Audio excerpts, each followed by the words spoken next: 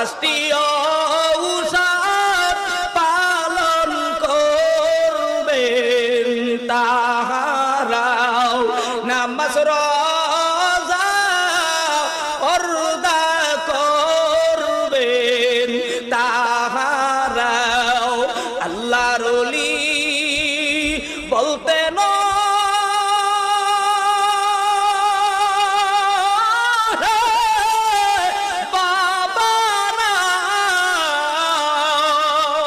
হাতে ধরি পায়ে ধরি ফেরো তোমরা হাতে ধরি